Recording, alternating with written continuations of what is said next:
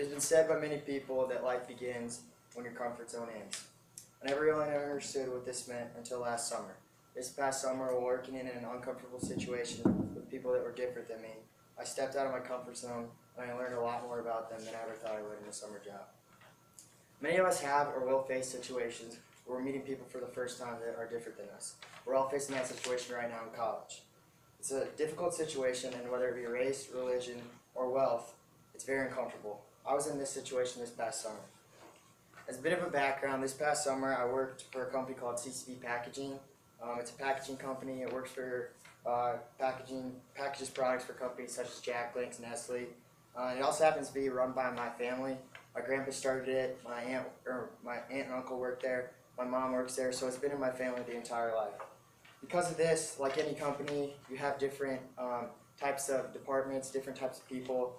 And so growing up, I've always been around the business side of it. I've always learned things from the accountants. Vice president is my uncle. They have a production plant where there's different types of employees, more like hands-on stuff. I never got to experience that. I never got to meet any of them.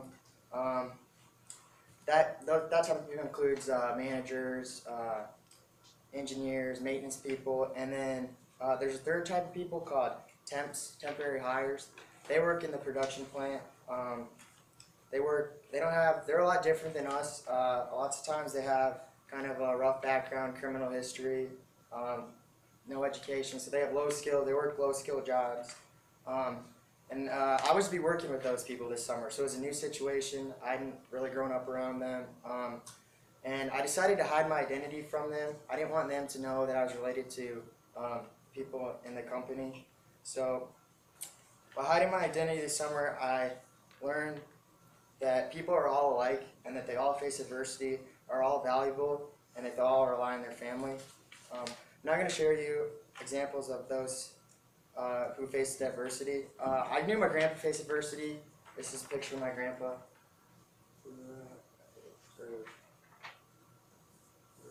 Here.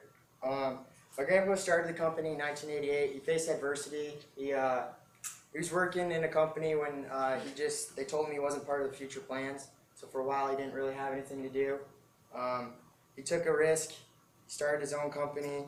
For 2 years he didn't make any money. He didn't take a paycheck, but he stuck with it. And things turned around, and now he's retired, living in Florida.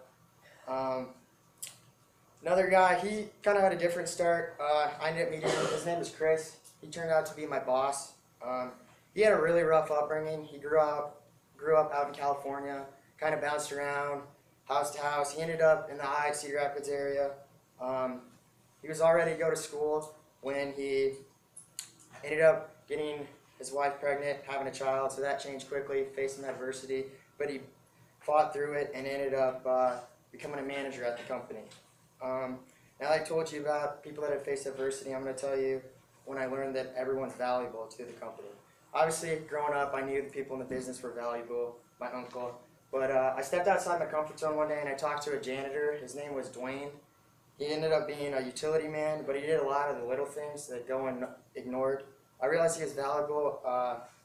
He would break out the other people during their breaks. This meant that production could continue and lines could continue to run.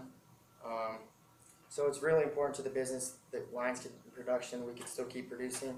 And then I also realized that family is very important. I knew my grandpa, he's very important, family oriented. He would come in when he was in town, and he'd bring whether it be donuts or just a board meeting. He'd come in once a week, see his grandkids, see his son, see all his friends and family. And then when I met Dwayne, he ended up in jail for a couple weeks. He had battled alcohol for a little bit, and he relapsed. When he came back to work eventually then, and I could really see the importance of his friends and family when he was joking around and laughing around.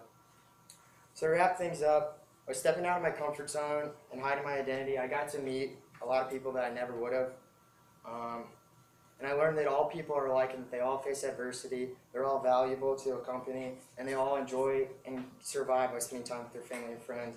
So I challenge you all, the next time you meet someone new that isn't like you, step outside your comfort zone, get to know them, because you're going to learn a lot about yourself and you're going to learn a lot about them. Thank you.